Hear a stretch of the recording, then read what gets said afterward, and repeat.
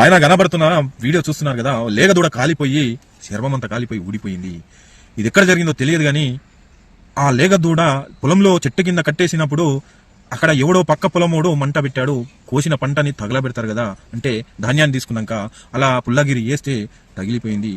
మంట వేగం పెరిగి పక్క పొలాలు ఇట తగిలిపోతూ లేగదూడ కట్టేసిన దగ్గరికి వచ్చి ఇట మంట చుట్టుముట్టి ఆ లేగదూడ ఏమి చేయలేక అదే మంటలో తగిలిపోతూ మంట తగిలి ఆ మెడకున్న తలుగు తెగిపోయిన తర్వాత అక్కడి నుంచి నడుచుకుంటూ నోరు అనుకుంటూ వస్తుంది. ఎంత బాధాకర విషయం.